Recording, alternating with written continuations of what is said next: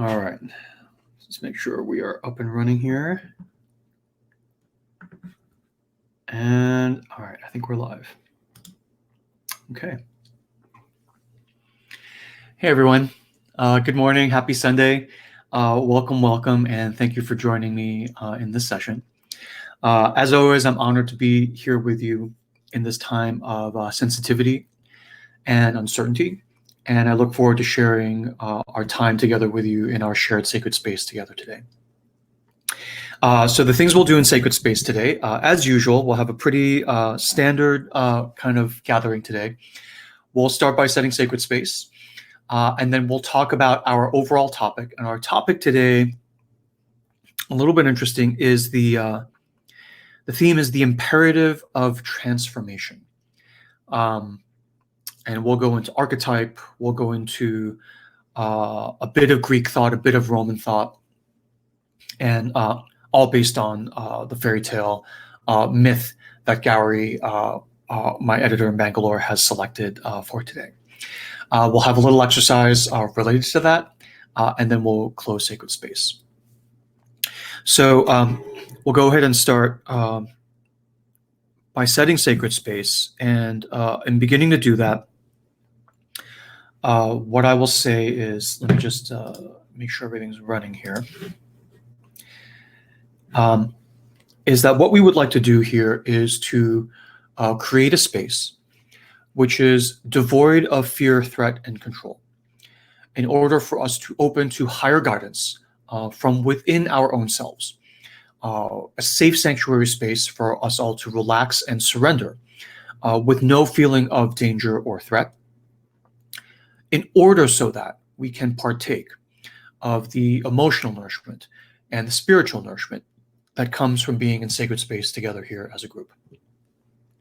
And in opening sacred space today, I will propose, as I do every week, that we all follow the 4 principles of Presidian sacred space.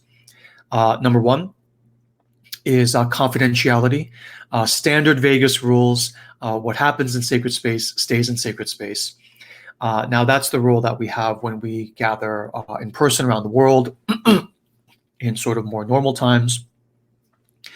And here, with everything online, the way we do that is because the stream is public, the replay will be public. We do that via anonymization. So if you would like to be anonymous, you don't have to be anonymous. You would come into the Crowdcast stream, you would go into your edit profile, and then change your username to Mickey Mouse, Harry Potter, whatever you like, and then continue chatting and interacting from there anonymously. Again, only if you want. Number 2 is that there is no threat or controlling, regardless of the quality of the intention. So even if it's well-intentioned, we don't even do things like fixing, tough love, interventions. This is going to be good for you. This is going to hurt me more than it hurts you. What we want to do here is we are holding space for each other to be however we actually find ourselves. Again, because the quality of the space is intrinsically devoid of fear, threat, and control, regardless of whether it's malicious fear, threat, and control or well-intentioned fear, threat, and control. The quality of the nourishment comes from simply the absence of fear, threat, and control. So we leave each other as we are, and we actually hold space for each other to be as we actually are. So you could be afraid or anxious, and feeling pretty crappy about that. And we sort of just hold space for you to be however you are. The next minute you can be afraid and anxious and feel very righteous and, indignant that, of course you'd be a fool to not be afraid in this time, in this world right now. And that's fine. We leave you as you are there too.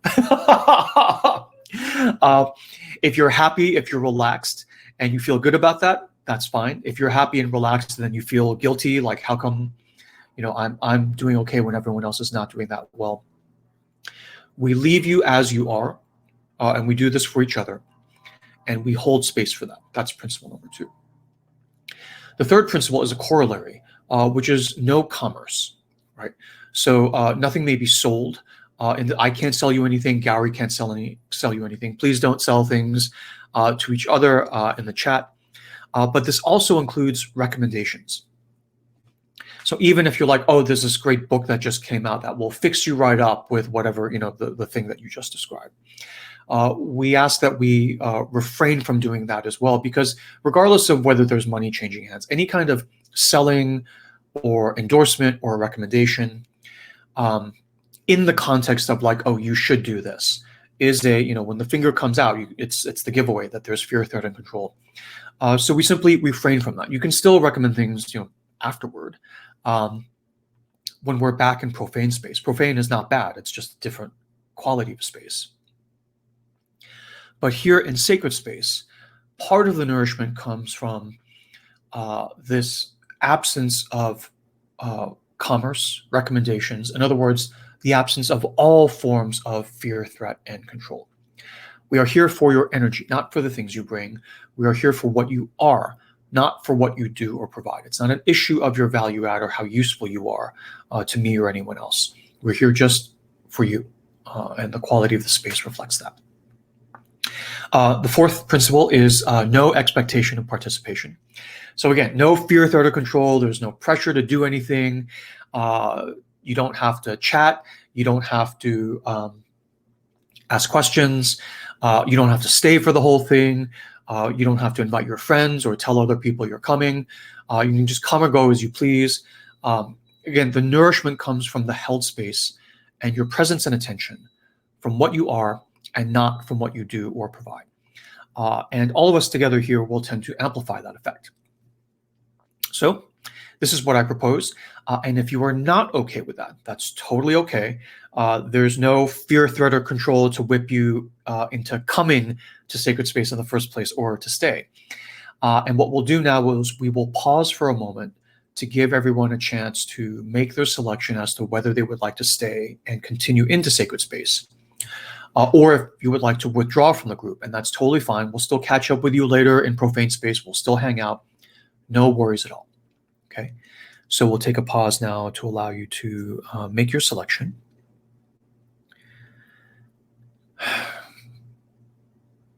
Okay. And so for the rest of us still here, we will now move forward across move forward into our shared sacred space. And as we cross the threshold into our shared sacred space, I'll just remind everyone that we are now sort of asking to observe the 4 principles of proceeding in sacred space: confidentiality / anonymization, no fear, threat, or control, no commerce, no recommendations, and no expectation of participation. All right. Welcome to sacred space, everyone. Hope you've had a good week. If you're new, welcome. And if you're coming back, welcome back. So let's see what we have here. So our topic, session topic this week is the imperative of transformation. So in the session, on our weekly brainstorm call with myself and Gary, our brainstorm brought us to this idea of the inevitability and irresistible imperative of certain kinds of transformation. And as we brainstormed this together, this kind of led us into this whole kind of discussion into like the nature of archetype itself. And we've in past sessions had many sessions when we've been, discussed, what is an archetype? What is the nature of an archetype? What are the physics of archetype?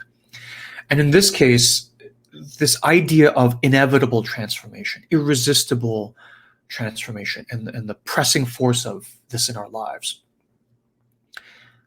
led us into further reflection on archetype, and also how archetype tends to underlie the larger pattern of our lives over the years, over the decades, and different ways we can actually become self-aware of our own archetype. So the classic question is, what is the archetype I'm living out right now? And then the even deeper, very interesting question around if and how we can even act to change and choose our life archetype. Okay. In other words, is this even possible? And if it is possible, how does one do it? So to do this, we will read a story from the classical Greek tradition, and then we'll just kind of take it from there and let the golden thread lead us. So at this point, I'll ask Artie to join us back on screen and tell us about the story she selected for us this week.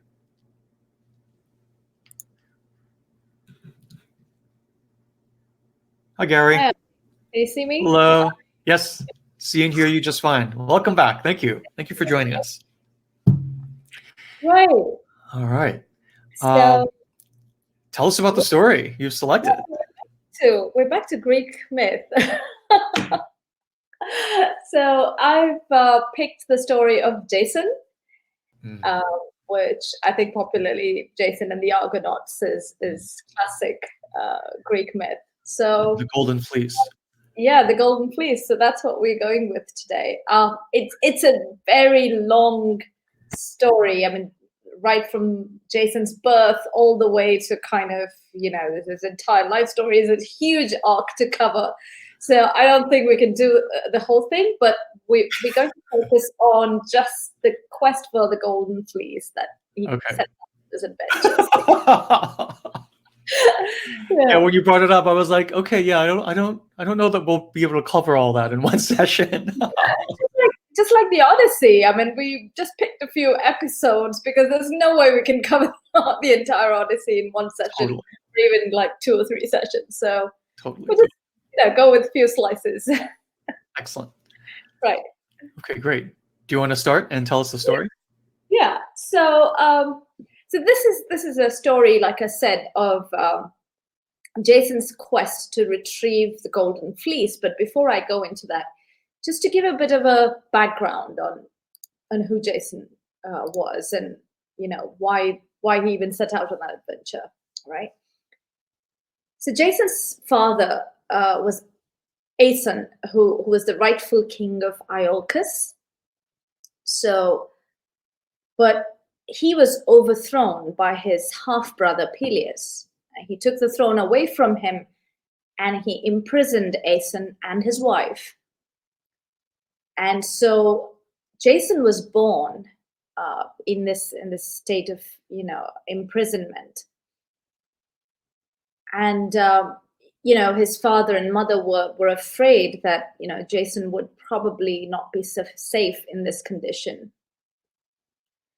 particularly because Peleus had kind of an oracle saying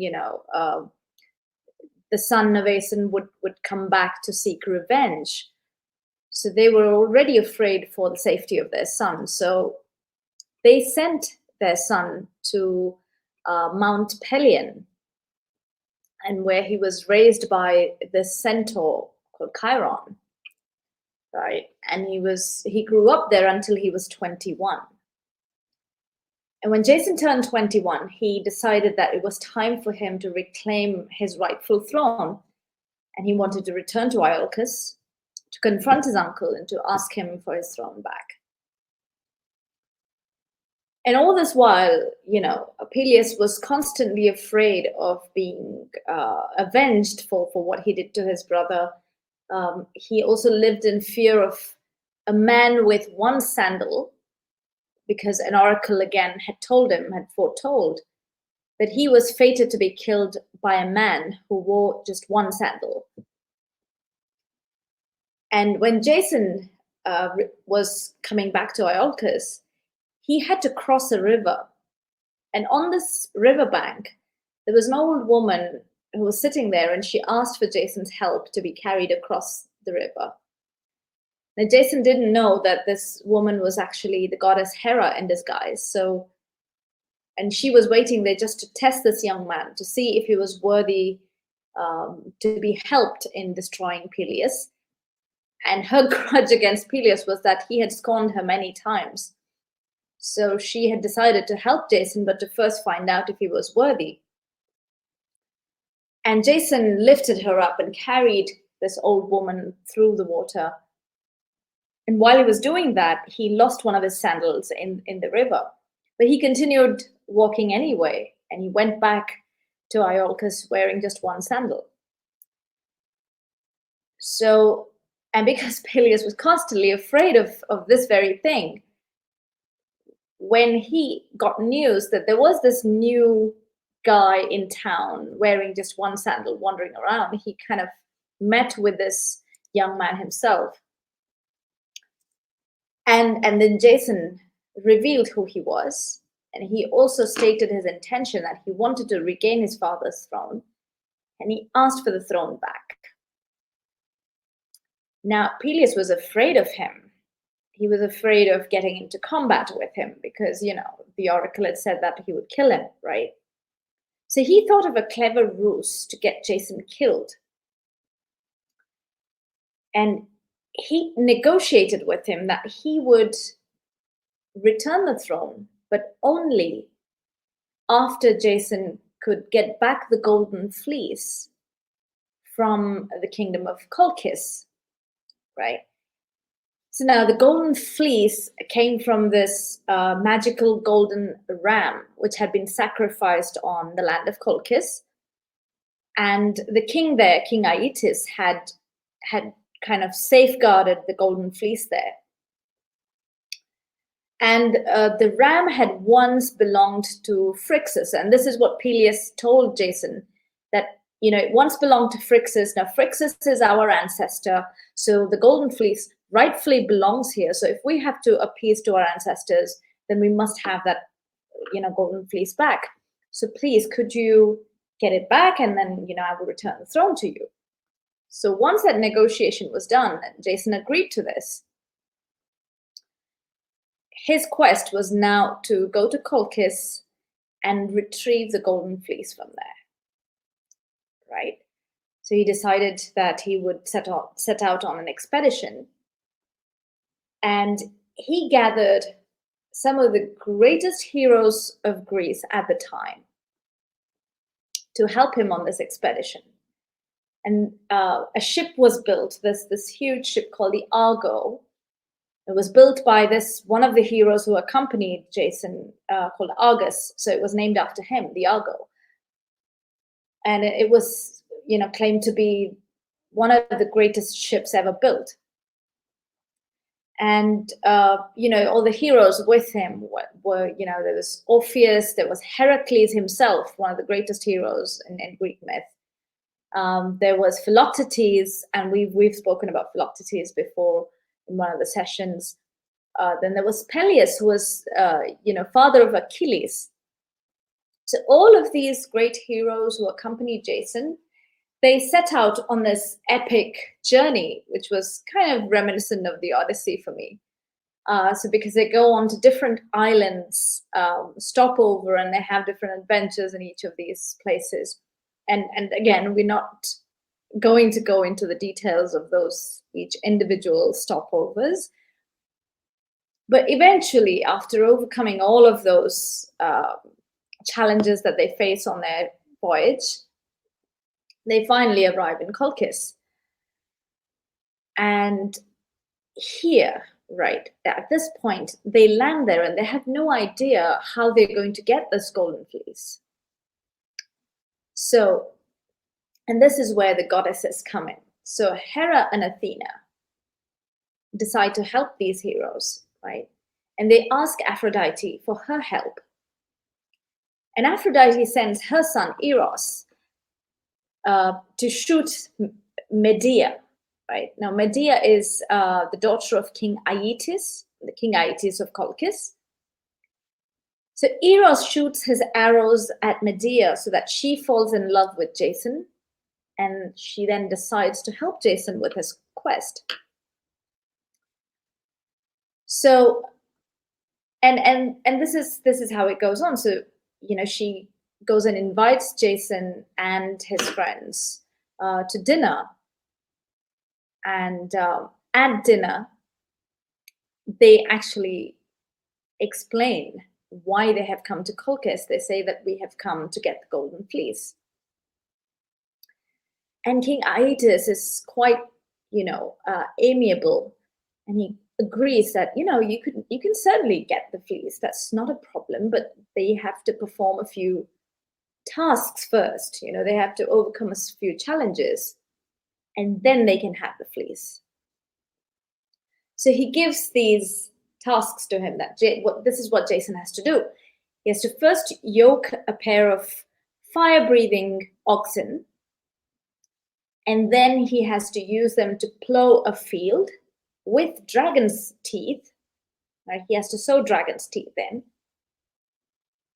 And then he would come to a tree where, the golden fleece hangs from. And this tree is guarded by a dragon that doesn't sleep. So he's free to, of course, go and take the fleece from there.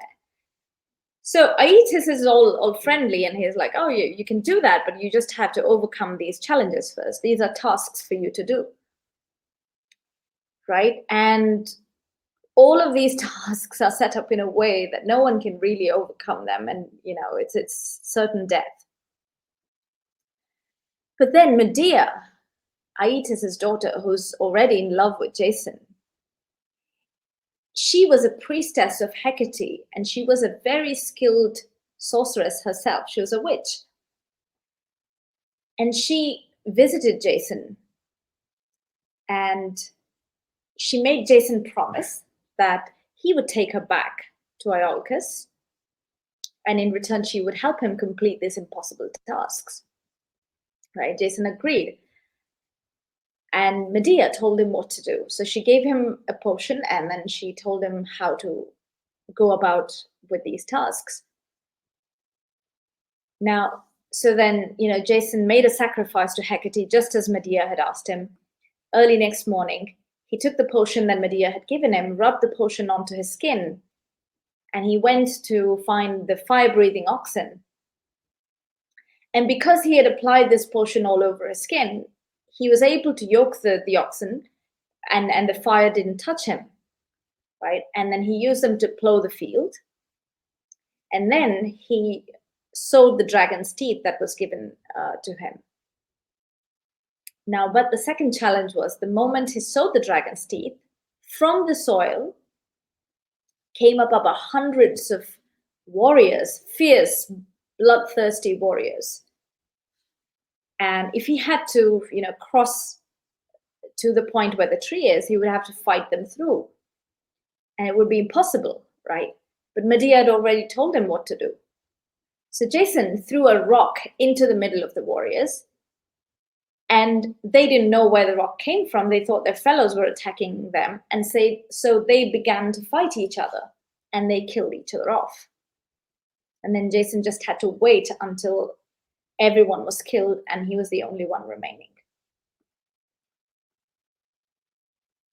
And then after this, the next thing that Jason had to do was basically then, there was the sleepless dragon. And Medea had also given him a potion. She'd taken these herbs and concocted a potion for it.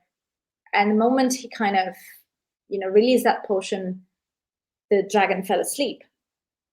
So he could then take the fleece from the tree, and then he ran away. And as promised, he took Medea with him, got onto the ship, and they just flew from there. Now, Aeetes was angry, first of all, that Jason wasn't killed performing these tasks, and also that he had taken the sacred golden fleece. So he sent his army after Jason's ship. And this army included, Aeetes' son, Medea's brother. And while they were chasing, so what Jason did was he killed Aeetes' son, and then Medea cut him into pieces and threw him all over the sea, so that Aeetes, while looking for the pieces of his son, he would stop to pick up all the limbs and parts of his body. He would then be slowed down in his pursuit of Jason. And that way they were able to escape Aeetes, and they went back to Iolcus. So that is the story of how they got back the golden fleece. Now, there's a story that goes further than that, and I wouldn't want to go into what happened after they went back to Iolcus. But that's the quest of the golden fleece that Jason was able to complete with help from, let's say, Medea, Athena, Hera, Aphrodite. I mean, and Hecate. So that's a whole and with 50 odd heroes. So that's how he retrieved the golden fleece. So Artie, would you like to come on and share your thoughts on this? All right. Can you hear me okay? Yeah, I can. Thank you. Thank you for that story. There's just something I just love about the Greek, mythic tradition, right? Where the stories always roll one into the other endlessly. And, you can trace the genealogies, who did what to whom. Medea as being like the niece of Circe, right? When they hit Circe's island. Mm-hmm.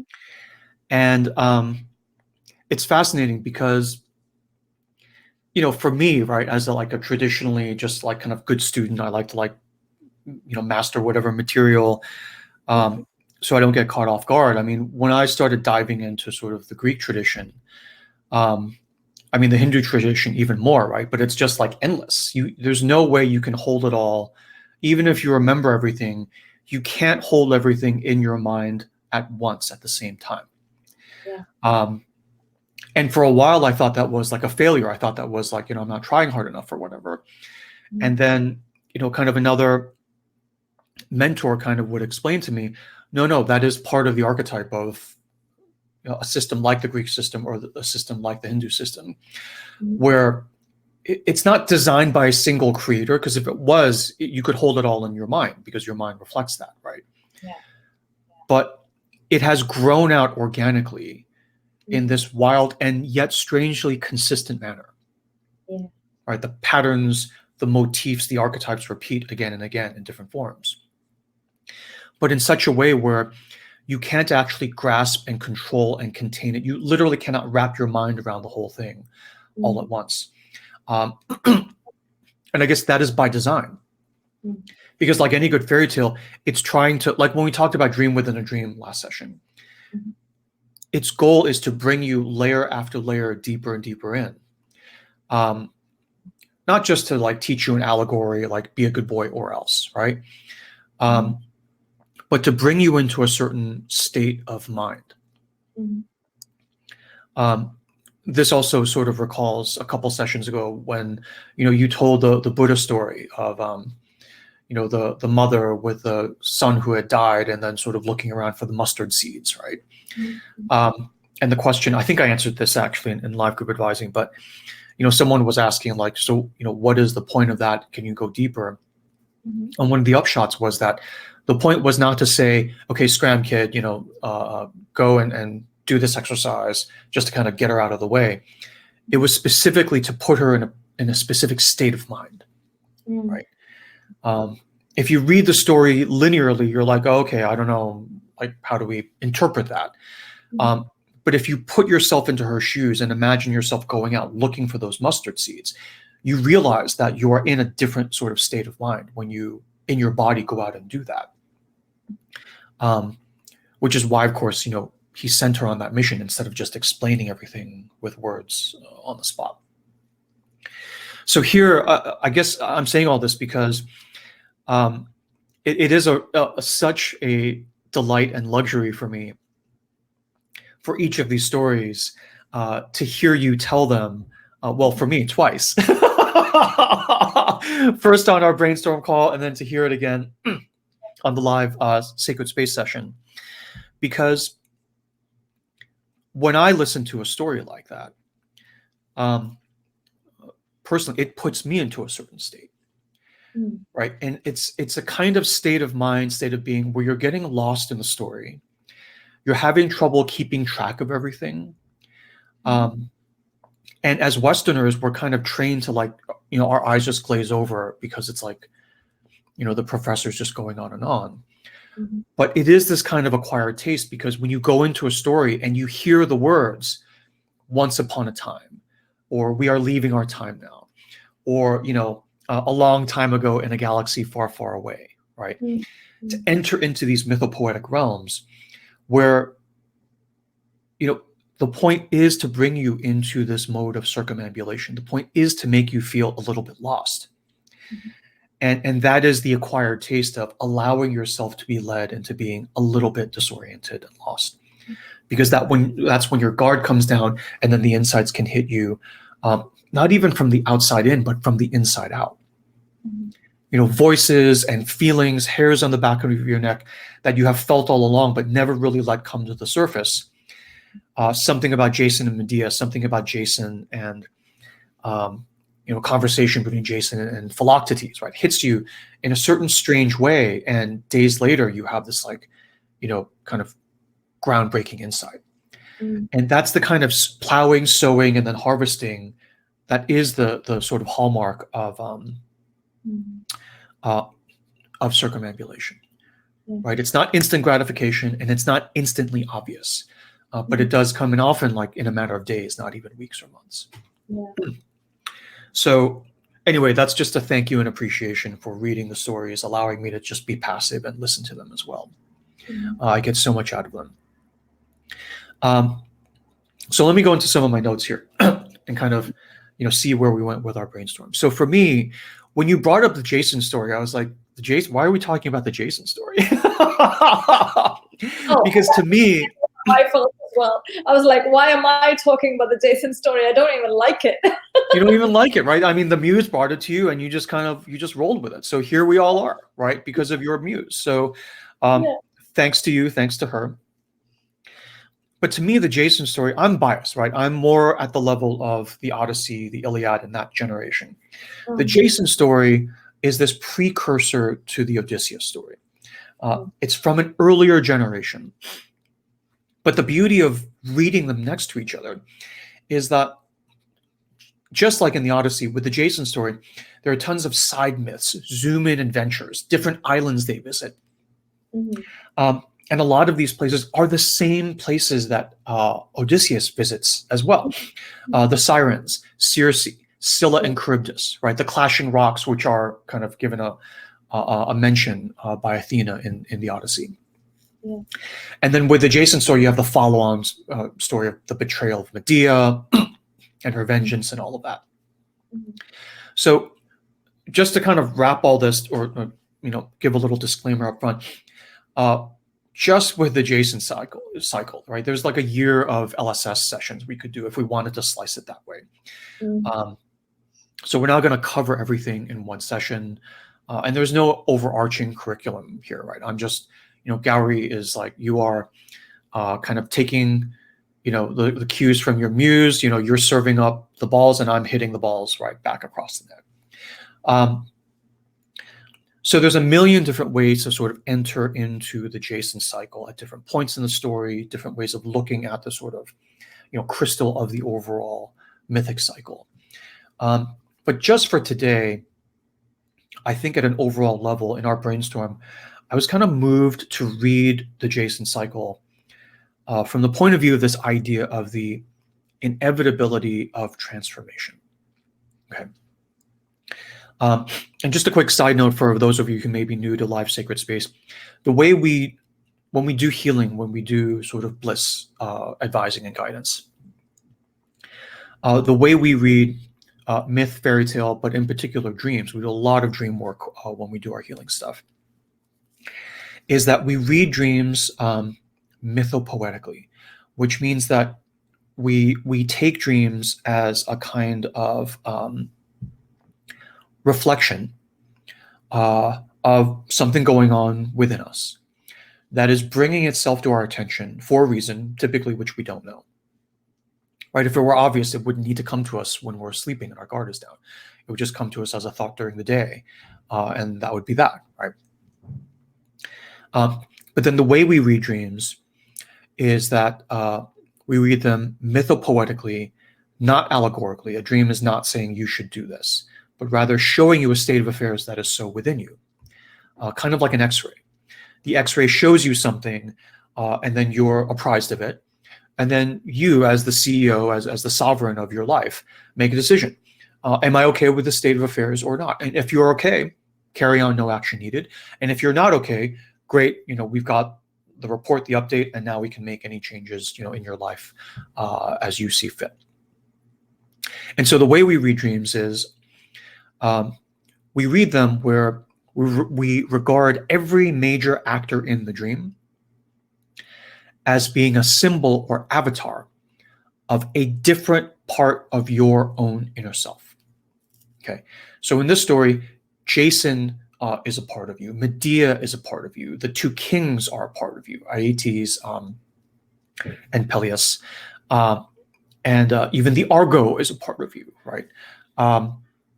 And when you read these things from message and insight, allegorically, what you do is you start at the beginning, you hit play, you let the video unfold, right? Of the diorama of everything that's happening. And then you keep an eye out for things like, who's doing what to whom, like what's really going on, who's betraying whom, who's looking for what. And you read these as, you read in the action for messages of the dynamic of things going on within you. So here you have Jason, which is, this sort of inner masculine within you. And in previous sessions, and I explained sort of in more detail what I mean by inner masculine and inner feminine within us as human beings, regardless of our external gender, right, declared gender. But Jason is basically this inner masculine figure and this emerging inner masculine figure, because he is the son, he is the youthful, just born, and then grows up through 21, and then it's his time at bat. It's his at bat. So when you have an emerging inner masculine, it's like the 2.0 version, the next upcoming version of the inner masculine, this next level of transformation. Now, Greek myths themselves have a very peculiar quality to them, where they are one dramatic episode flowing into another endlessly, right? Which itself is a kind of archetype, which itself is a kind of genre, a style. And the style and feeling is one where it's the feeling of this grand drama, complex, organic, not clean, not ticked and tied, just like sprawling out all over the place, like a wild vine, sort of overtaking the field. But in particular, a feeling of this grand drama being played out and being witnessed by an audience. By an audience. Right? This idea of being witnessed in life, in everything you do, by an audience. And it doesn't literally have to be like your village or your family or clan or even the rest of the Greek people. Your audience could even be like the pantheon of the gods, right? Watching you as they watch all the other sort of mortals and heroes and everything, and seeing how things unfold. But there's absolutely this feeling of an observer and the observed in just classical Greek thought, right? And in a very deep way, this is a centerpiece of the nature of traditional Greek thought itself. The idea of a narrative or an archetype, if you will, being unfurled and manifested by the actor, okay, which is not complete unless it is also witnessed by an audience, right? So Greek theater itself was a living ritual and manifestation of this very idea, right? People in Greek culture, you don't go to the theater to observe a drama because it's like a Netflix show that's just so mindless stuff that you're like binging on to distract yourself. It was like a very serious ritual. It was almost like going to a religious service or church. The very word drama itself in Greek means sacrifice, right? Where you're going for this ritual sacrifice. In very much the same way that Catholics go to a mass and they're attending a sacrifice, right? The body and blood of Christ, in a very sanitized form, but the core archetype is still there. Okay. And the story that is being unfolded on this stage of the world, the universe, the life, a person's life, is itself cyclical, circumambulatory, right? Going around like in the shape of a labyrinth, right? And never ending. Okay. It's not an arrow. It's not the straight arrow of time where it's linear, there's progress, there's a past, present, future. These patterns have this eternal quality to them and cyclical quality, right? And very interestingly, the viewing and the dynamic of observer and observed happens in multiple directions, right? So heroes and gods unfurl in the mythopoetic, right? Jason and the two kings and the heroes and Medea, right, just unfurled before you in the span of like 20 minutes by Gowry's telling. And so his entire mythopoetic form was re-brought to life in this live sacred space session. Gowry, right, the sort of priestess here, like sort of retelling the story, and all of us observing, getting lost in it, and in a way, lending our souls to the archetype of Jason and the Golden Fleece and the Argonauts, allowing ourselves to be led into their pattern, get lost in their pattern, to revive them and do them honor in a sense, but then for us in return to be nourished by the pumping of the bellows of the lungs, right, of the sort of sowing, growing, and harvesting, right, cycle of the mythopoetic story itself, so that we take nourishment as well. That's why we do these stories in the context of sacred space. Okay. So heroes and gods unfurl in the mythopoetic. Mere mortals like us watching these myths, right, then also unfurl the pattern of these myths in generations after generations. Right. So in other words, when you say, oh, I'm like Jason, or I'm like Philoctetes, right, who had the foot wound and was like, abandoned by the Greeks during the Trojan War, or I'm Medea, right, or I really sort of identify with King Aeetes, right, or Circe. We take those patterns and we say, that's me, right, that's me. I have that pattern in me as a part of me. So then heroes and gods unfurl in the mythopoetic. Mortals watching these myths take nourishment and pattern from them. And then these myths unfurl in our lives in generation after generation. Right? We live as mortals, and as mortals, we live out different patterns and pieces of these myths. And just as when the gods and heroes unfurl in the middle of a telling of a story, and we as mortals watch and listen to the story. Okay, so the observation goes in one direction. In exactly the same way, as we then emerge out of something like sacred space and go about our lives and live our lives, informed and sort of infused with different pieces of these myths, as we live out our lives, the gods are watching us as well. Okay. And this is a quintessential feature of Greek thought. When you are going through something in your life, you are not going through it alone, because it is not senseless, right? It's not chaos. There is a pattern. Even loss and grief follows a pattern. And this pattern was there before you, and this pattern will be there long after you are gone. And all the while, as you are playing out on the stage of your life, the gods are watching us. Now, we in modern Western civilization, we are a civilization that is based partly, but in large part, on a Greek worldview, right? So for us, even in little phrases, when we say like, OMG, oh my God, right?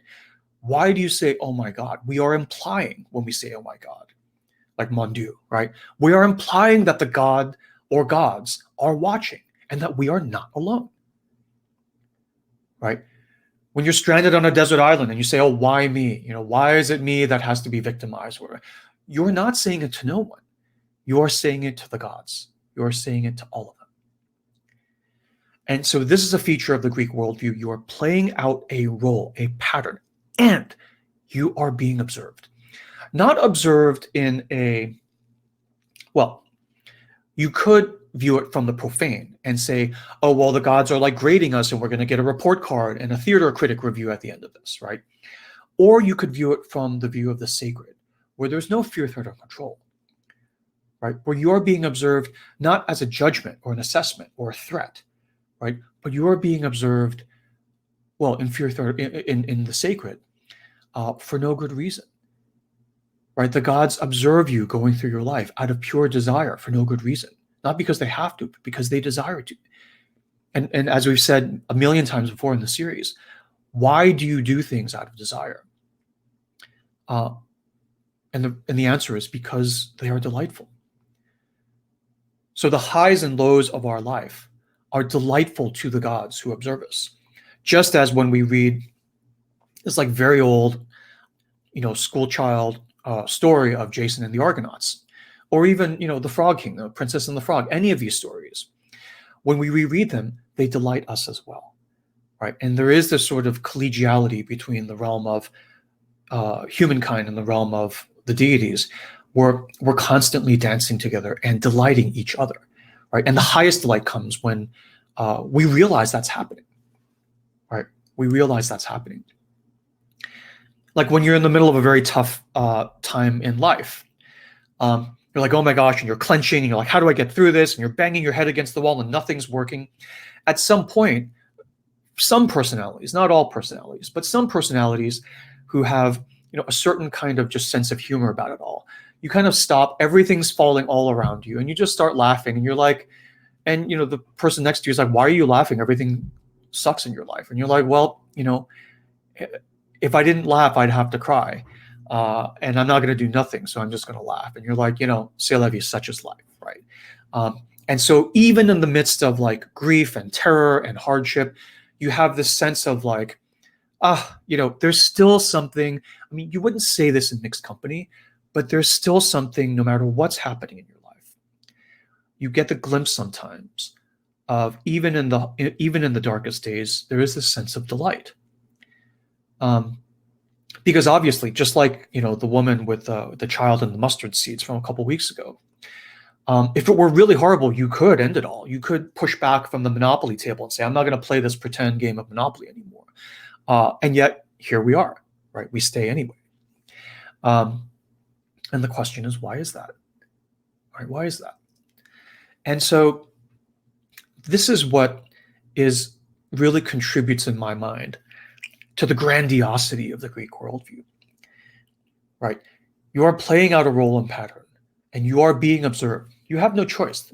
The world observes you as its child because you grew out of the world. So why wouldn't it watch you take your toddler steps and fall over again and again and again? Right? And also, you are the observer as well. You observe others. You observe the patterns of the gods. And this is kind of what makes it so grand, right?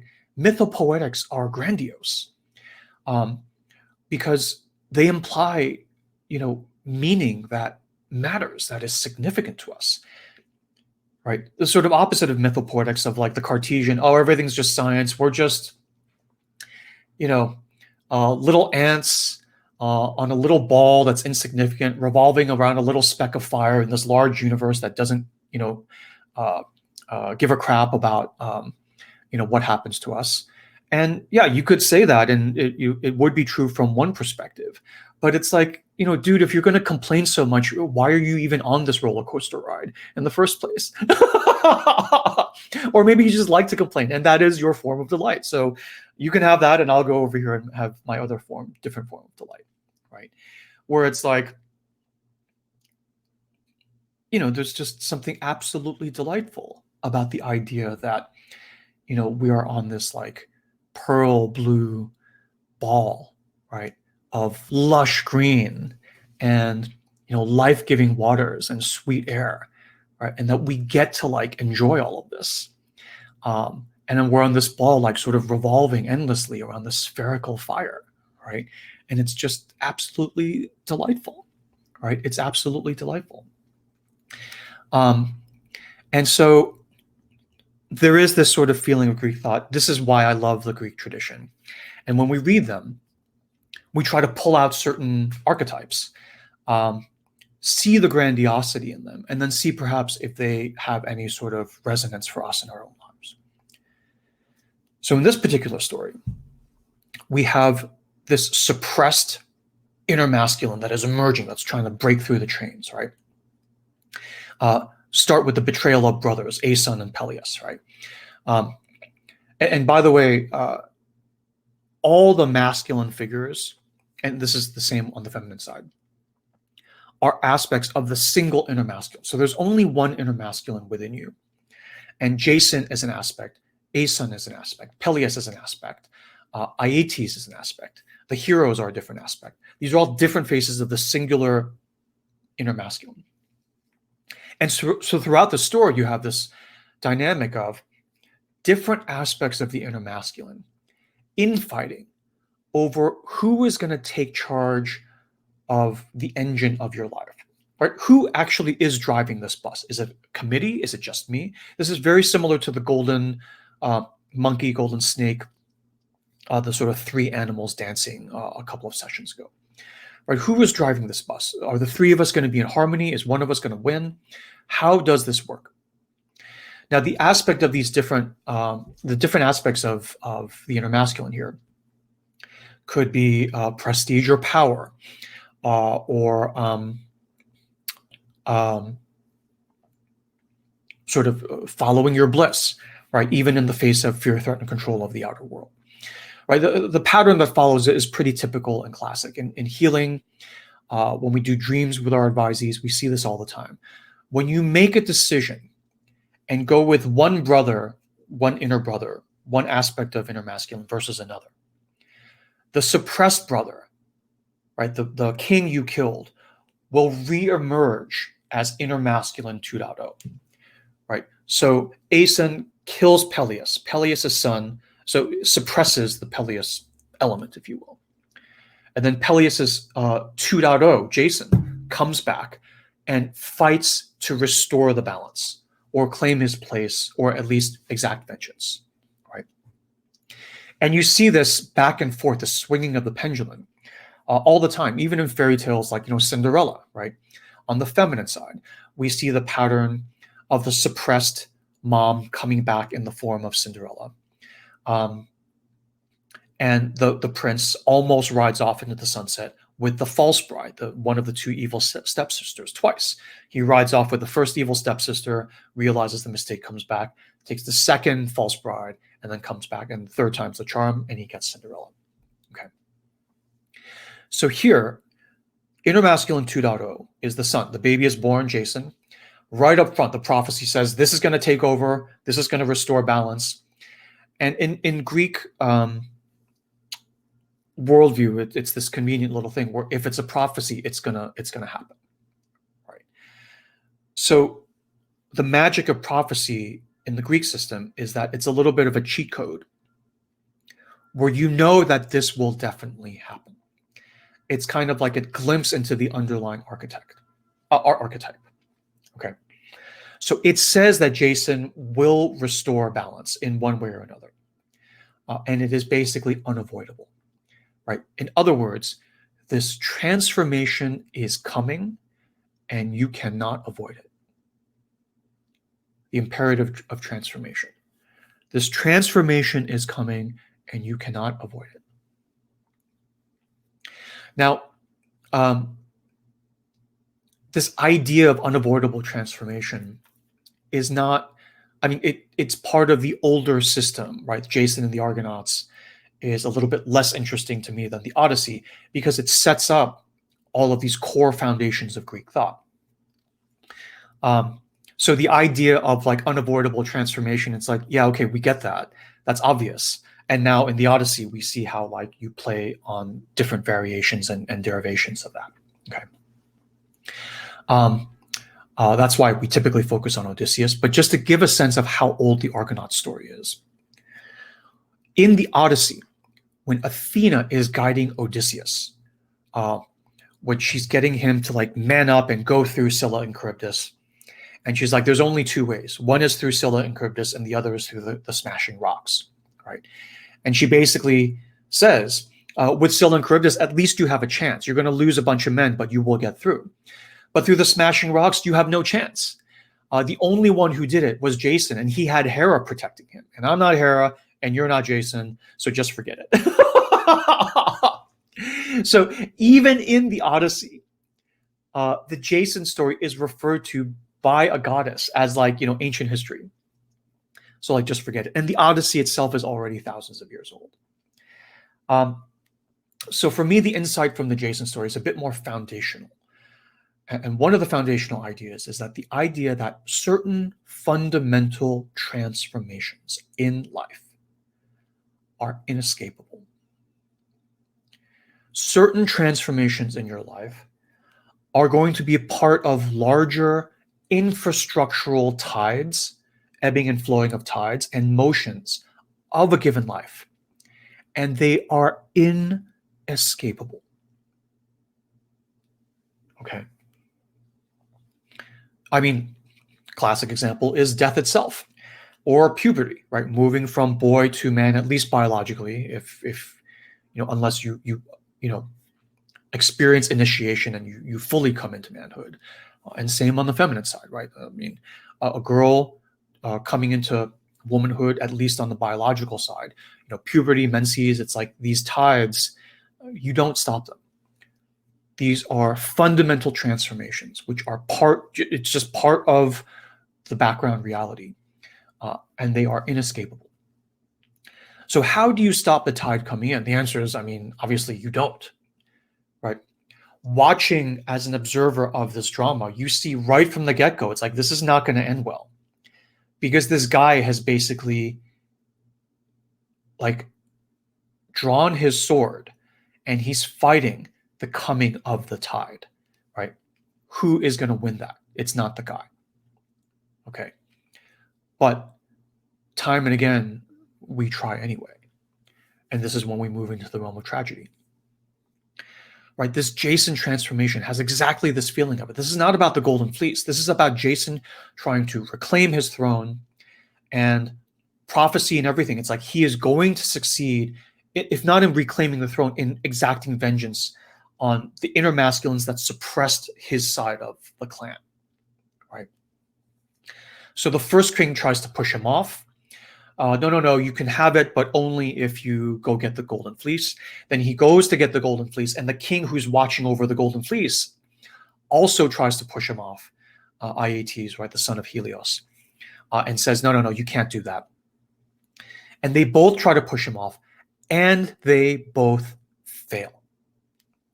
Because the transformation is unavoidable. Okay. Now, again, I want to be careful that we're not reading this allegorically and we're reading this symbolically. So when I say, look, it's pointless to fight the tides, why are you fighting?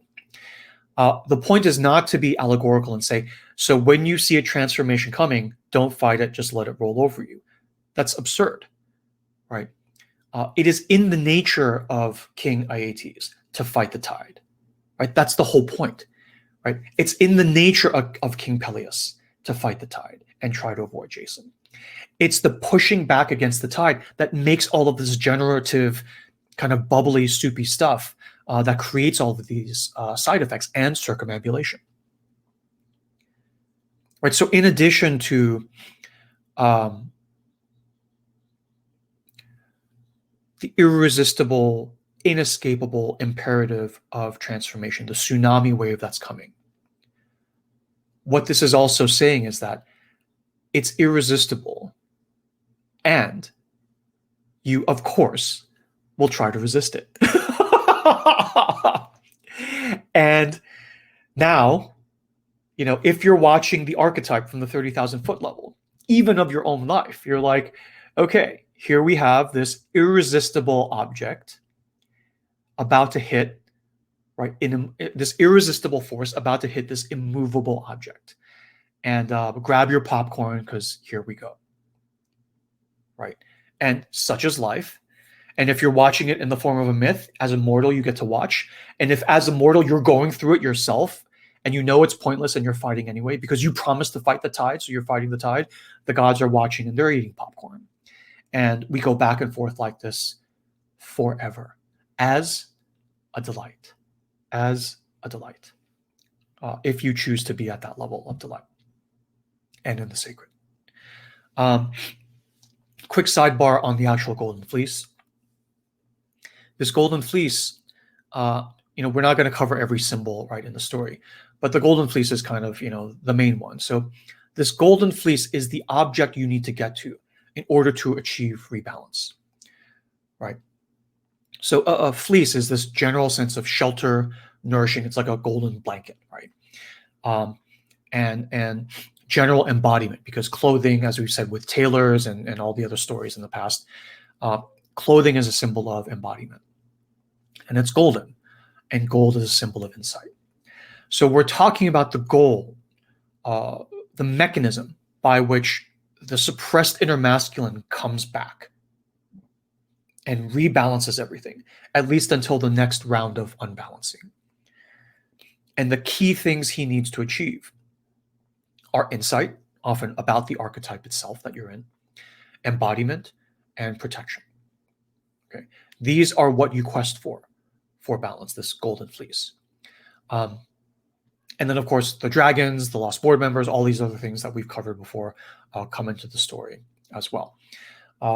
Another dynamic that we've seen in other stories, Jason is helped by the feminine, by a deeper force within you. So Medea is a part of you as well. And ideally, you deal with her in good faith, and she will not mess with you, right? And for a while, he does deal with her in good faith until he doesn't. And then, in this sort of extreme Greek tradition, he gets killed, his children get killed, the wife he wants to go to gets killed. So no procreating, no generativity, no 2.0 for Jason, because he doesn't deal with this inner feminine, basically goddess power within your own self in good faith.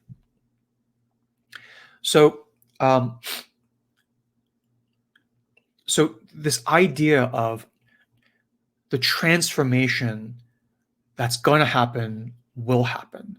It's irresistible. And the meta pattern of like, it's irresistible, it's pointless to resist. And will you actually try to resist anyway? Yeah, you will. Yeah, you will. Right? Because you swore to do it. Right? So this is the sort of this nature, this feeling, this flavor of Greek thought, where these things we know are futile. Even in the middle of fighting the tide, you know it's futile. But you do it anyway because you swore to fight the tides. So you do it anyway. And the gods are watching you in delight. And a part of you is watching yourself in delight as well. And you contrast that just really quickly with kind of the centerpiece of Roman sensibility. Is a little bit different. Like the Greek and Roman, we often take as like synonyms in like thousands of years later. But there are many, many differences. And one of the differences is that whereas the centerpiece of Greek sensibility is this feeling of being observed. And there are a couple of words like theoria and other words that like sort of touch on this quality of being observed and being an observer as well. Roman thought has that as well, but the accent is more on a different kind of feeling, which is the feeling of pietas or piety, right? Where it's more that the gods have actually conferred that this is how things will roll, and that this is the correct way. So we, instead of more of a circle, there's more of a straight line, right? Someone up there has made the decision that we're not circling forever. There is a straight line of progress. Okay, and you will fulfill it as a Roman, right? And any failure of this line is a failure of, competence or communication. I misinterpreted, not an intrinsic tragedy, right? The intrinsic pattern is that we roll forward and we just take over, right? So that is a different archetype, and that's reflected in the difference between the histories of Rome and just in the name, the Roman Empire versus the Greek city-states. Right? The Romans, because of this straight line archetype to which you would be expected to be pious to, right? A very conservative worldview. The Romans ended up reflecting and manifesting a much more logistical, organized, basically war machine that rolled over the entire face of the known world at that time. Whereas the Greek, with their different worldview, where there's not something outside of us that we're trying to achieve. There's this intrinsic quality of life that we are basically living. It's a circle. It's not a straight line. So the Greeks never organized into a cohesive empire, blah, blah, blah, right? They were taken over by Alexander, and then the Romans took over. But this quality of life that was very rich, very textured, and very deep ended up kind of infusing and really infiltrating, Roman culture, all the cultures that they came into contact with. So there's this overall feeling of like, okay, inevitable transformation, that makes sense, so that's cool. And then we draw that back to worldview, right? How do you view the world, and how does your worldview change the quality and nature of manifestation in your life? And so the third thing is I want to draw that back to, well, what is a worldview? A worldview, obviously, is an archetype. Right? A worldview is a pattern. It's a lens through which you view the world and yourself and how life is supposed to be. So a worldview is a core archetype, right, from which you operate in the world. It's the pattern that you follow. And most of the time, you don't get to choose your worldview archetype. Culture gives it to you. Society gives it to you. We live in a patriarchal society, which means men have a patriarchal worldview and women will often have a patriarchal worldview.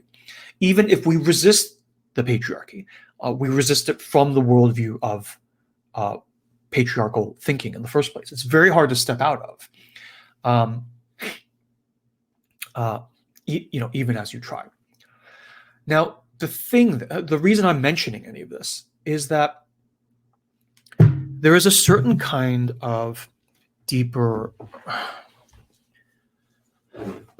power and clarity and insight that comes from realizing that, this phenomenon called an archetype is even a thing. And then B, getting a bit of insight and perspective on what your archetype actually is, right? Right. Once you know the archetype you're living in, by choice or by just going on autopilot or whatever, right? I mean, you are in an archetype.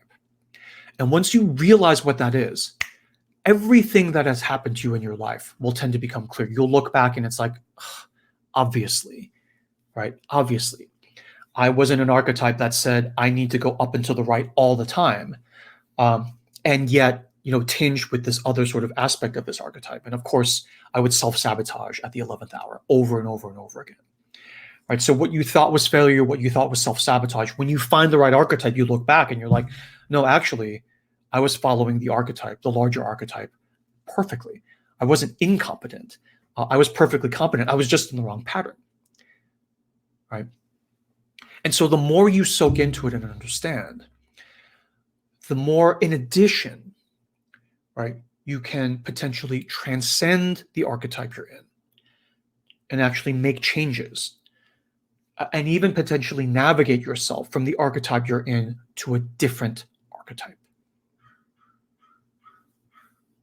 Okay. I mean, a sort of fancy word to sort of characterize some of what I'm talking about is manifestation. It's kind of a loaded, misused word these days. When you think of manifestation or do a Google on it, you'll find people who are saying, just say the thing you want over and over again. Be positive, right? But the larger question is like, why are you even asking for the thing you're asking for, right? And why does everything have to be positive? Why do you think everything has to be positive? What's wrong with negative, right? There is no light without the dark. So when you get to this deeper level of trying to discern the archetype that you are in by just looking at, the footsteps you've left in the sand of the journey of your life, you can potentially see a pattern.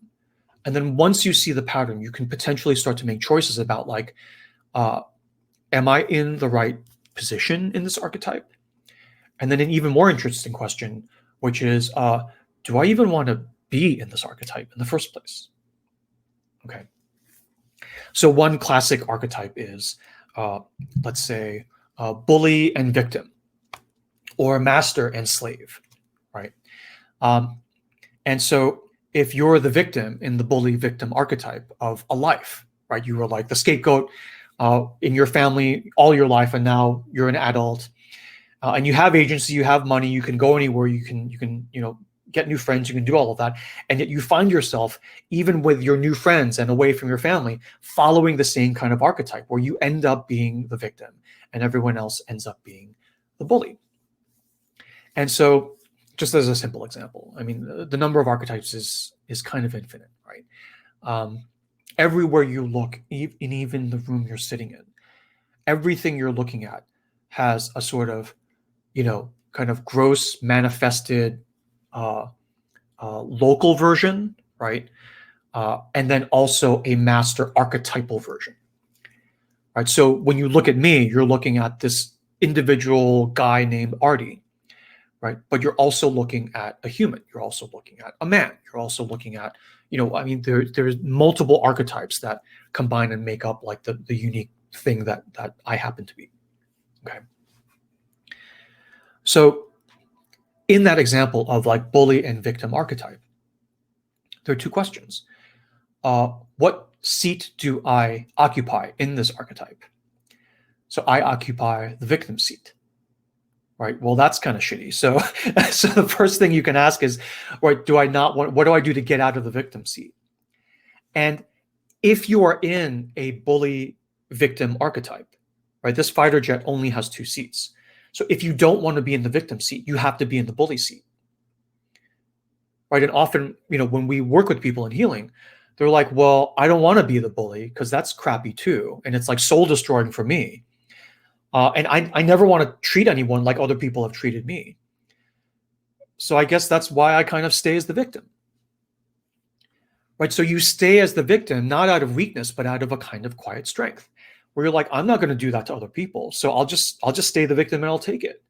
And I'll whine and complain every now and then, but I'm definitely never going to do that stuff over there, right? I know what it feels like to be on the other end of that. I will never do that to anyone else. I'll take it myself before I'll do that to anyone else.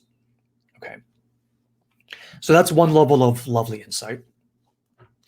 But then the next level of insight is, okay, if I'm in this bully victim archetype and I don't want to be the victim and I don't want to be the bully either, can I just leave this entire kind of shitty archetype altogether and go to just a different archetype? Right? That is like the $1 million question. Right? And when you do healing, when you do bliss, you tend to see after a while the grand archetype of your life, whatever it happens to be. You see the pattern. And, a sort of, mantra around here is that awareness equals choice. Right. So when you are aware of the pattern, it instantly, sort of holds out the tantalizing possibility of choice. If I see that I'm in this bully victim pattern, right, or in this like sort of rescuer helpless pattern, or I'm either the rescuer or I'm the help. I mean, there are like a million different versions, right? I can make choices about the path of my life and whether I even want to be in this archetype in the first place.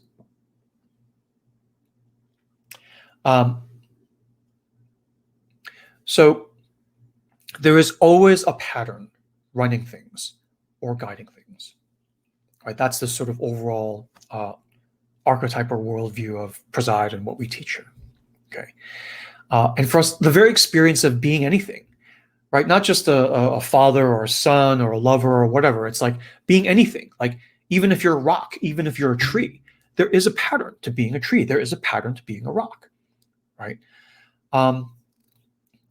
And as a, for instance, part of the pattern of being a rock, as far as we know, is that a rock does not have the capability of being self-aware. A rock is just a rock, as far as we know. Okay. One of the glories and delights of being human is that you have this at least possibility, right, of getting to this self-awareness, right? Like adding the feature, the optional extra feature of self-awareness to your pattern. right? So you have this pattern of being a human, and the capacity, the potential, not guaranteed, the potential for self-awareness is a feature of the pattern that you can flip on, right? And another part of the pattern, as we learned from the Greek story today, is that certain transformations that come at you when you're in this pattern are inevitable, right? Are inevitable. And for a large part, your resistance of those inevitable transformations will be very, very likely to happen as well, right? And the theme of this inevitability of pattern comes time and again in the different mythopoetics of myth and fairy tale, of archetypes that come to us through stories across different civilizations, right? So it comes in Jason. In the Hindu system, it comes in Krishna, right, which is like inevitable, the birth of Krishna story. In the Abrahamic tradition, it's Moses and Exodus, right? Moses, like the suppressed inner masculine, sent down the river and then back again. Joseph and his brothers, right, again. The Christ story itself is a kind of story of the inevitability of transformation, right? So,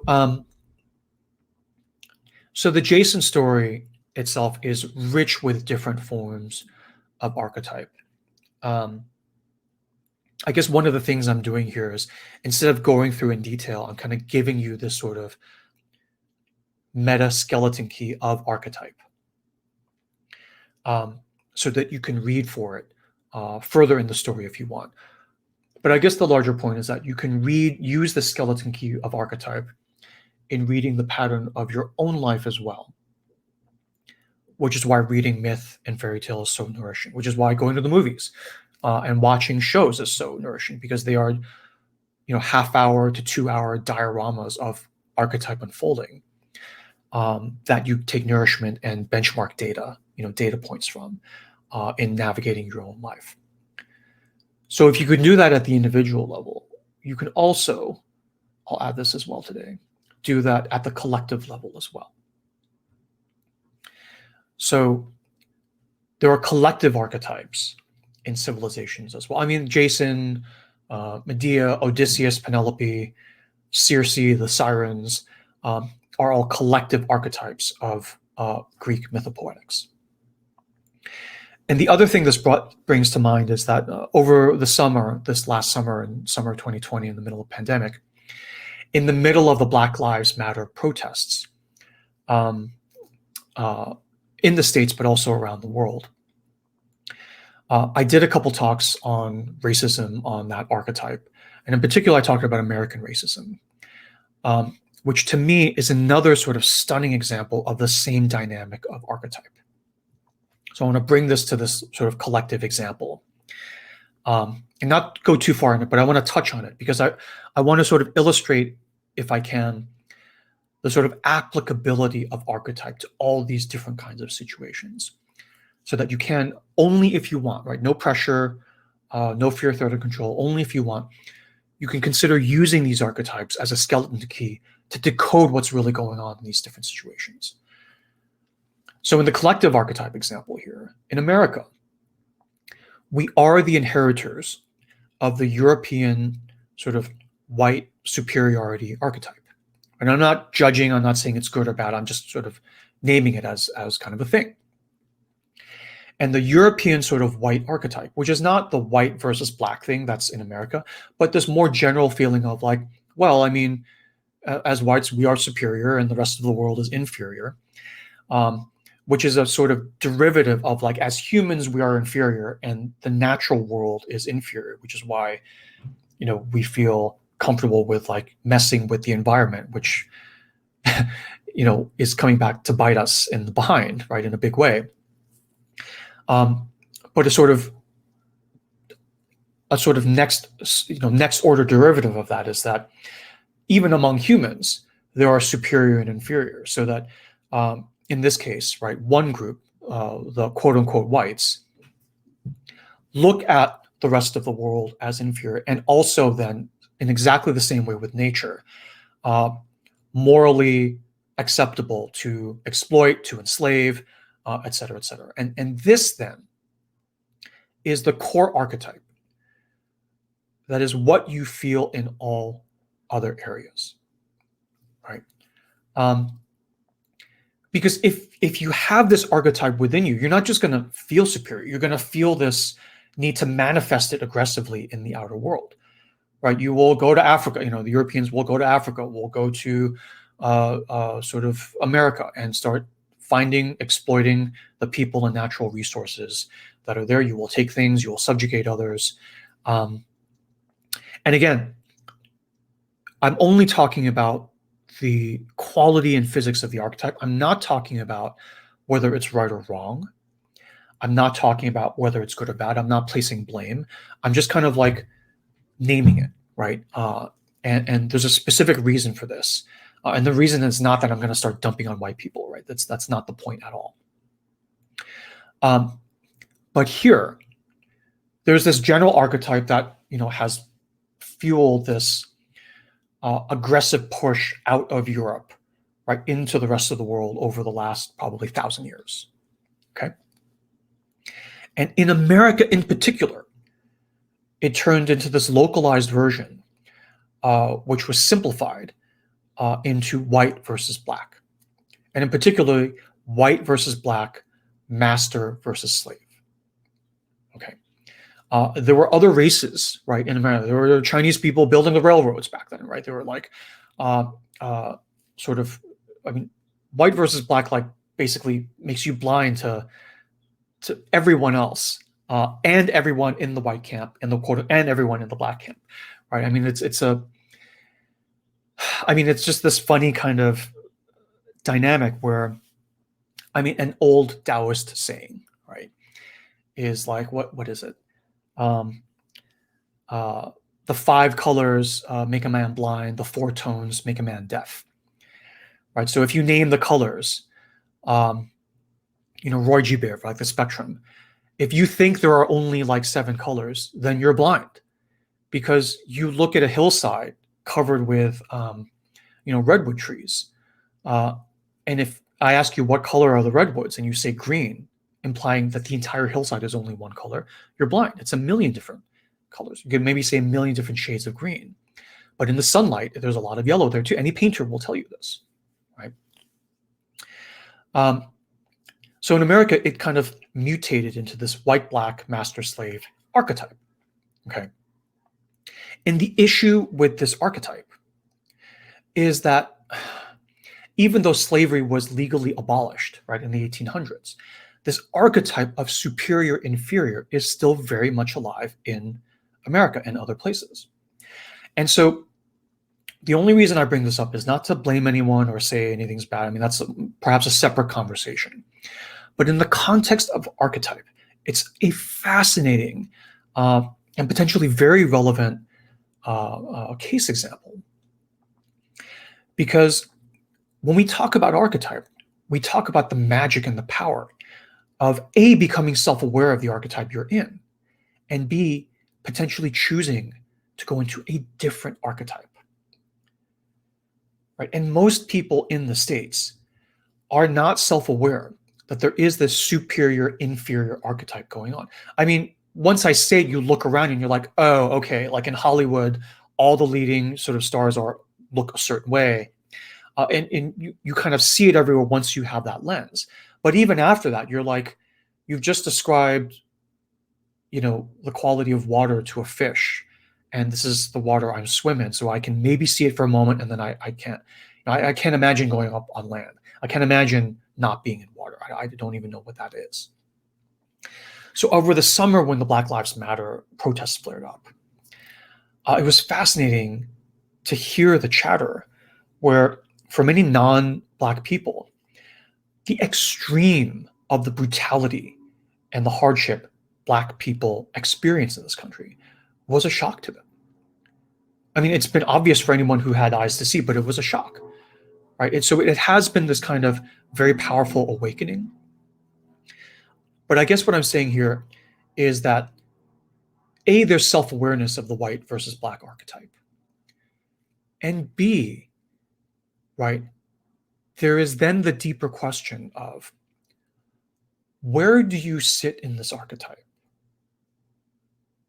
And is this archetype even the correct archetype, or the desirable or delightful or nourishing or thriving for the purposes of living a good life and having a good society? Is this the best archetype for all of us, regardless of where we sit in the archetype, regardless of whether we're superior, inferior, white, or black? Right? Because just like with the bully victim archetype, there is an argument to be made that whether you are white or black, right, you suffer unnecessarily under the different aspects of this archetype as a kind of collective curse, right? So the writer James Baldwin was a masterful articulator of this reality. And I'm not going to get the quotes right, but just to paraphrase some of the things that have stayed with me that he said. One was this idea that, white people, so James Baldwin was black, he was born in Harlem. Grandfather was a slave. So American through and through. Okay. Born in America, full American, but black. Okay. So also subject to basically the bully victim, white, black, master, slave, superior, inferior archetype of the American experiment. And one of his sort of, key quotes or thoughts was this idea that white people are always accusing blacks of wanting to be white. See, you're black. All you want is you want to be in the seat of the white person. You do things to your hair, lighten your skin so that you pass and all this stuff. And Baldwin's like, well, for some black people, that is not an unreasonable thing, where you just want enough of, the boot no longer on your neck so you can get on with your life. You don't really care. You just want enough to be not as bullied as typical, so that you can just raise your kids in peace and not be, shot, right? But in addition, he would say, white people are always accusing blacks of wanting to be white. So we're in this archetype, and you sit in this seat, and you want to sit in this other seat. But in a brilliant turn, he would add, but that's not actually true. He would say black people just don't want to be killed. And he was writing this in like the 1940s. And one of the signal sort of gems he sort of would add to that, he would say, we don't want to be white.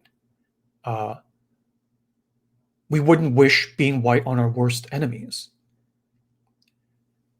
And he was like, look into the eyes of any Alabama sheriff and ask yourself if you would ever want to be that, or you would want your worst enemy to be that. Right? Meaning like the soul destroyed state of someone who is not just on the superior side, on the bully side, but is the active enforcer of it and has to live that every single day. Right? He said other things, to paraphrase, where basically no one envies the white way of life. Right? You have material plenty, but it comes at such great cost. And so the point here is not to blame one or shame the other. It's basically saying, look, the white-black archetype, there's an argument to be made that the white-black archetype is certainly not good for black bodies, right? But you can also argue that it's completely poisonous and destructive to white souls, right? Nobody goes to a white artist for soul. In America, when you say the word soul, you're talking about the black community, because that's where soul is actually still preserved. And so there's much more to be said about this, but just to kind of pull back out to the 30,000 foot level. The point here is, when you look at the nature of the archetype you're in a myth, as an individual in your life, or even in the collective society that you're in, one of the questions you can ask yourself is, do we even want to be in this archetype at all? Right? Not just, do I want to be white or do I want to be black? it's like, well, hang on a minute. There's an argument that says, like, if I were a new soul to be born in the world, in this country, I wouldn't want to be either. Right? I wouldn't want to be quote unquote black or white, these sort of social intellectual constructs of black or white. Right? This house that we are living in, the structure of the house, the archetypal structure of the house itself is shitty for everyone. Everyone suffers from this. And so the deeper question is, do we want to be here at all? Right? And when you're finally able to realize that, assuming you are able to realize that, which is not a given, but assuming you are able to realize that, then comes the issue of how do you even deal with the archetype, the concept of archetypal navigation and archetypal transformation from the black-white, master-slave, superior-inferior, bully-victim pattern archetype into a different archetype. Even when I think about it, it's like mind-boggling and huge. I can't even wrap my mind around how we would even start to think about this. And so the point of bringing all this up is that here is an example in my mind where at the end of the day, it is just as poisonous and soul-destroying to be white, quote-unquote white, as it is to be quote-unquote black. Because not because white people are good or bad or black people are good or bad. It's because the archetype itself is poisonous. It is, as Joseph Campbell would paraphrase, it is a defective myth. It is a defective archetype. You plug this archetype in to this body politic, and all this stuff happens where basically everyone is screwed. You look at the size of the mental health and wellness industry, the self-help industry, how much we pay for healthcare, how much we drink and take substances, how much we distract with social media. There is this tremendous soul-destroying cost to operate along the guidelines and patterns of this archetype we are in. And it is no one's fault. It is no one's fault. It is inherited.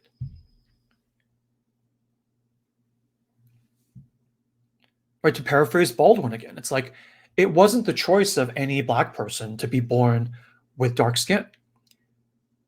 And in exactly the same way, it's not the choice of any sort of jerk, sort of, sort of self-aggrandizing white person that they were born, as Baldwin would say, with a whip in their hand. Right? No one living now chose to be in this archetype. It has been inherited. And the question is, as with the reading of any dream, are you okay with the state of affairs? If you are okay with it, carry on, no action needed. But if you are not okay with it, then the question is, what adjustments do we want to make? What adjustments can we even make to get ourselves the hell out of this burning house of an archetype into a better house, all of us together? It was not Jason's fault that he was born and raised in exile and that his father was killed. He wasn't even born when his father was killed and sent on the quests. Or, he was a baby when his father was killed. But what's beautiful about the Jason story to me is that part of what gives you the hint of inevitability. Why is the Jason transformation inevitable, as according to the pattern of the story? The answer is just look at the firepower on his team. The gods are aligned with Jason. Hera, Athena, Thetis, right, is his like nursemaid. He takes care of him. The gods are aligned with Jason in his quest. All the great heroes are aligned with Jason, right? In the Argo, right, 57 heroes, like including Hercules, Peleus, the future father of Achilles, Philoctetes of the Trojan War story, Orpheus, all the top heroes are with him. Castor and Pollux, right, the sort of foundational Roman heroes, are all literally in the boat with Jason. And we always talk about the heroes often as a lost board member, going into exile and questing to come back. And one of the things you do when you're in exile is you learn a superpower. Right? You're taken in by Obi-Wan Kenobi and Yoda, who teach you superpowers, how to like fight with a lightsaber and use the Force. You go into exile to complete the transformation you were destined to complete. In this case, Jason gets mentored by none other than the uber mother of all mentors, which is Chiron himself, Chiron the Centaur. And Chiron is this uber healer who himself is incurably wounded, similar to Hephaestus from a couple sessions ago. And he is a master healer, master warrior, master musician, herbalist, and all the major top Greek heroes had a point in their archetype, in their story, where they apprenticed with Chiron. Jason, Hercules, Achilles, Patroclus, Asclepius, the healing god himself, who later trained Hippocrates. They all trained with Chiron, and Jason included. So this feeling of when you have all the gods, all the heroes, and you're sent to Chiron to apprentice, it doesn't get any more blue chip pedigree than that. It's done. Right? And Jason does go through and exacts revenge on his uncle, but then he himself makes his own mistakes and circumambulations, and the story continues rolling forward in circumambulation from there. It's this basically idea of it's nobody's fault that all of us, I mean, in this case, as Americans, were thrust into this archetype. Okay. But we can change it. We have no idea how we're going to change it. But you have this feeling of the inevitability, right? Of the voices that are rising up, especially last summer with the BLM protests, right? And also this feeling of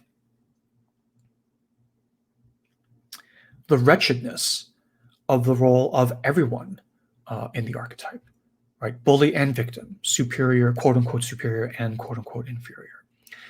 And the more and more all participants of the archetype are starting to wake up and realize that, again, it's no one's fault, but it's like, in this role, even as the bully, right, it is coming at great cost to your soul. I mean, just look at all the things people with privilege, with money, like spend on trying to get some sort of peace of mind in their, with all the wellness stuff that they do. And this is and again, this is not their fault. This is a position they are in the archetype. It is degrading and eating away at their souls. They feel it at some level, and they reach out, grabbing for any tonic, any program, any self-help book they can to try to sort of quell the pain that they feel. And some of it is, you deal with it straight. And some of it is like this question of like, well, we also see this larger pattern of the archetype wherein how much of it is because of that? And if there's a lot of it because of that, how the hell do we get out of this archetype as a country, right? And I don't know the answer to that. Even this articulation of the problem is relatively new and raw for me. But anyway, in Sacred Space, hopefully this has made some sense, and you'll have thoughts and reflections on this as well. Okay, so Gary, I think that's all the notes I had so far, at least. Do you want to come back on screen? And I'd love to hear if you have other questions or other things to add. Thanks, Artie. That was, I mean, it's just so powerful to think of collective archetype. And I mean, even an archetype of the collective, let alone changing archetypes or evaluating whether this is a good archetype to be in or not. I mean, that just seems such a huge, huge thing to do. But, when you kind of scale it down to the individual level, just to give a perspective and share a perspective on how it feels, even at the very small individual level, right? When you were talking about evaluating whether you want to be in an archetype and kind of trying to change over, a lot of things made sense to me. I was reminded of times in my life where I decided to walk out of a situation of, because of its toxicity or because of it just didn't feel right. And then I thought, I simply do not want to be in this situation playing this role. And the only way where I won't be playing this role is just to get myself out of this place entirely. And when I made those decisions, the nagging feeling at the time, even though intuitively I knew that this is the only way to do it, the nagging feeling at the time was, am I being a coward? Am I running away from things? And should I be turning around and facing things as they are and trying to do something about it? Or why am I trying to kind of just get myself entirely out of it, not to look at it again? What is this thing? But it just made so much sense to me now that what I was basically doing there is saying, I reject this archetype and I'm going to figure out if I can find a new archetype to fit into, right? Which flows more harmoniously with my bliss and my nature. So that's kind of but the whole process of kind of saying I don't want this archetype and moving to another one and figuring out what the new one is a huge process. Even for an individual, it's a huge lift. Individual level, right? Even at the individual level, it's just so huge. It takes years. It takes lots of, in the sense, the insights that come in and reading those insights and taking them in and digesting them, sitting with them. It takes a whole lot of process that happens there. So when you were talking about this collective archetype, and I'm like, this is an entire collective that needs to go through this process. So it's just mind-boggling to think about that. But I also at the same time feel so good about this that we've actually started talking about this,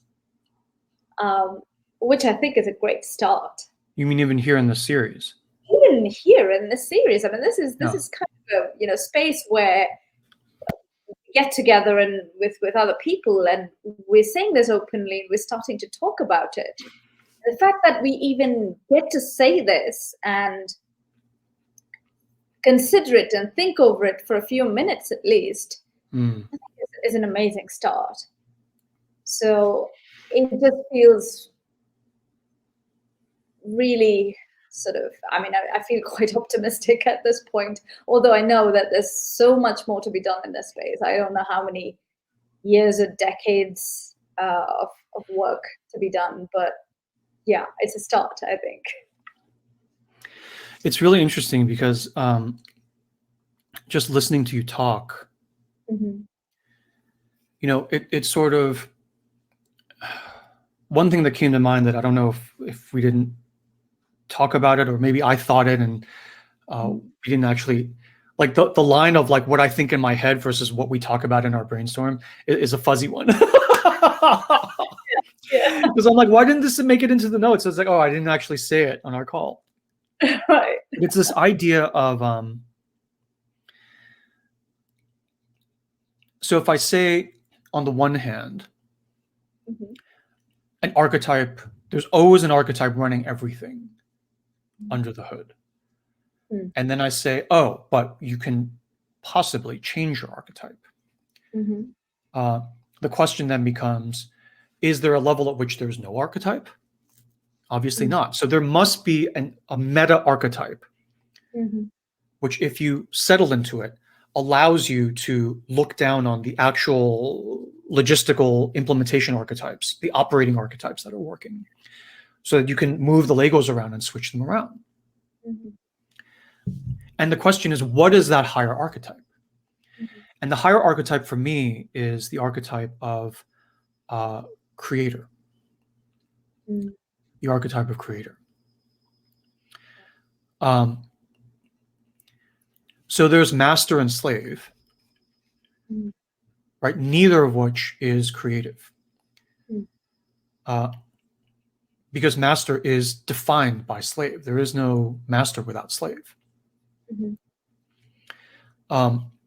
which is why when you watch in the country, right, the sort of the anger of like certain like white supremacist movements or whatever, it's an anger. I mean, no one's wronged them, right? If you look at the data, no one's actually taking their jobs. It's, I mean, there is a lot of grievance based on economic hardship, which is very real, but it's not actually being caused by like Black people. You see, it's, I mean, there's a different archetype of like, you know, the oligarch, like the pharaoh versus slaves, which is like sort of economic 1% overlords versus everyone else, regardless of their race, right?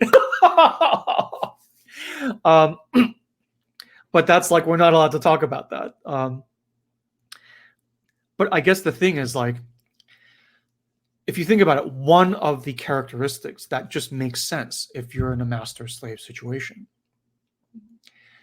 is that if the slave part of the archetype suddenly goes away by fiat, someone passes a law and there's no more slaves anymore. One of the things you go through, and I think the South, after the American Civil War, went through exactly something like this. There is an existential crisis where it's like, you've lost your sense of identity. Right? If I'm a master and I don't have any slave, I don't know who I am anymore.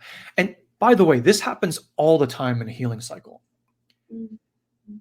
Like when you're like, I'm the helpless son and I have strong father who's like, you know, whipping me, and you migrate out of that archetype where it's like, I'm not that anymore. I'm clearly not that anymore.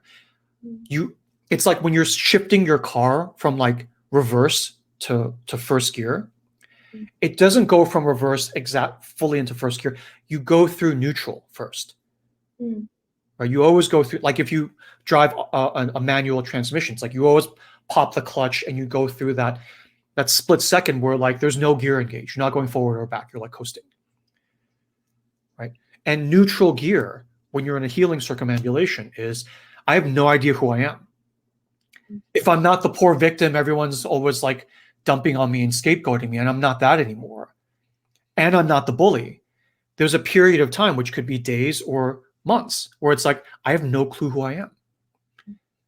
Which is why the power of sacred space and building those muscles for holding space are so powerful, because you need to hold space for the embryo to like grow. You need to, you know, the wine barrel needs to hold space for the wine to just ferment and do its thing without being sloshed around all the time. And so,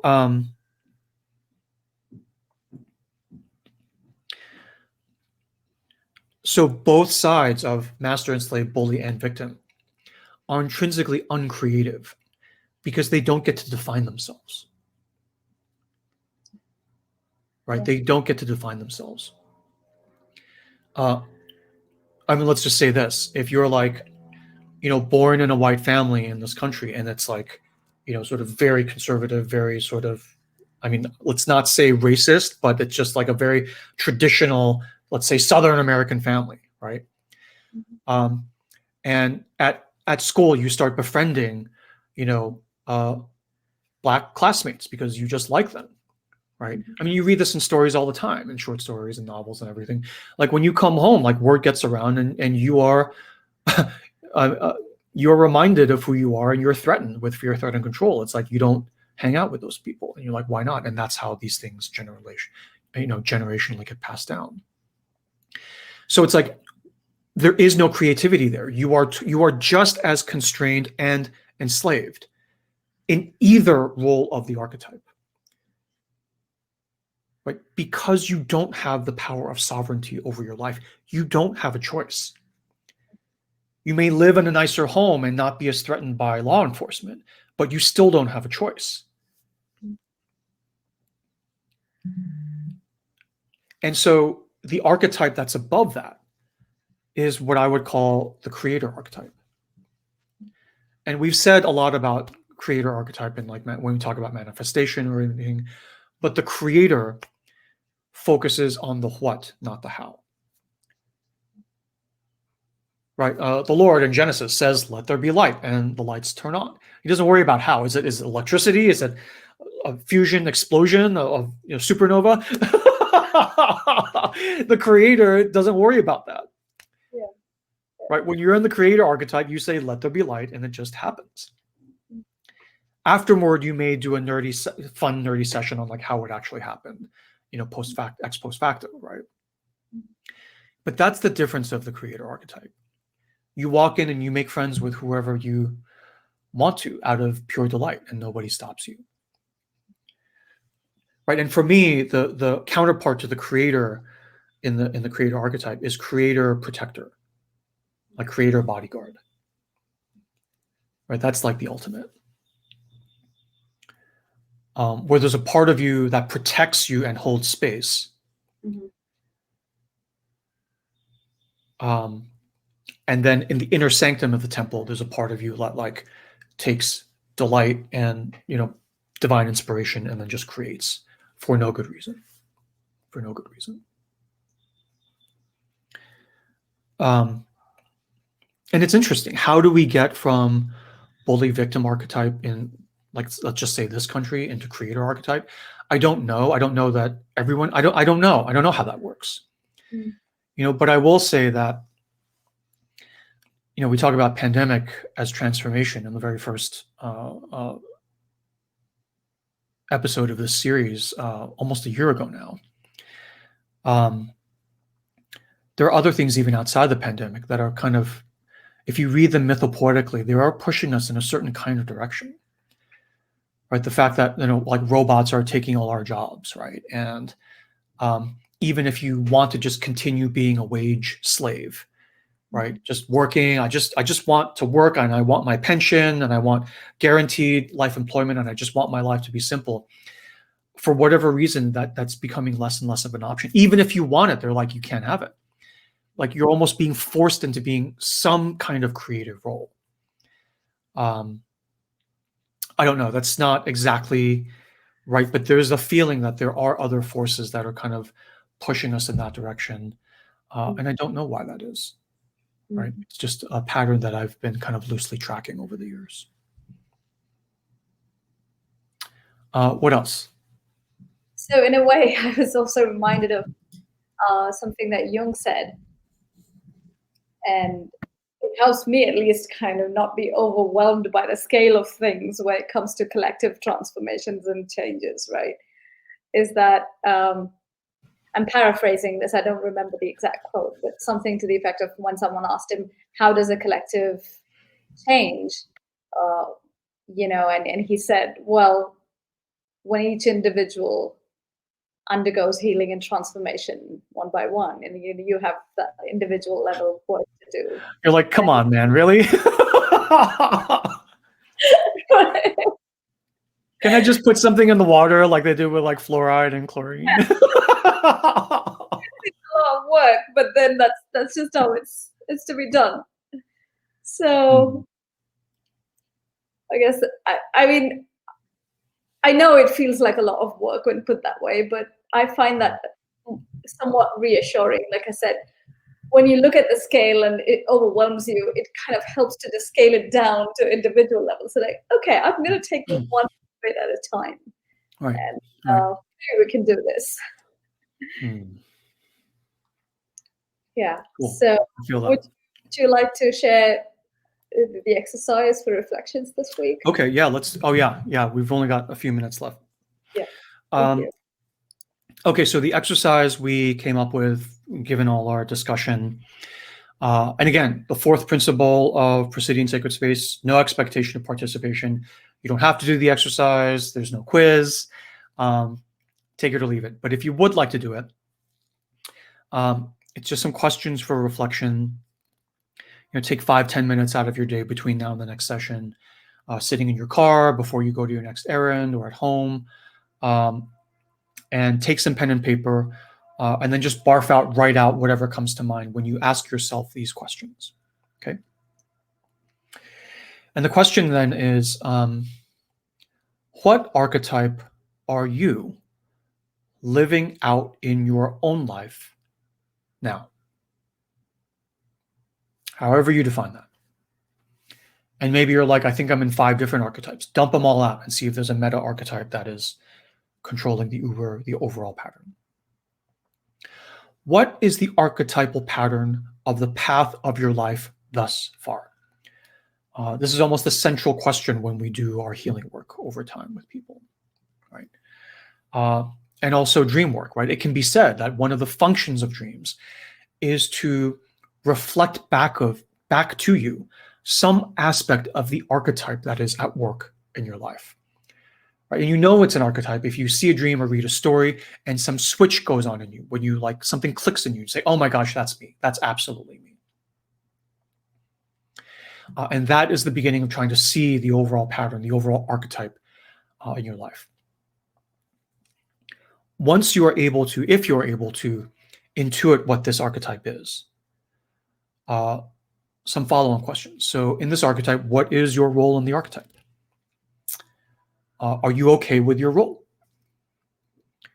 And regardless of whether you're okay with your role or not, are you okay with the overall archetype? And if so, how do you roll with the archetype or amplify it or accelerate it? Or how do you fight the archetype you're in?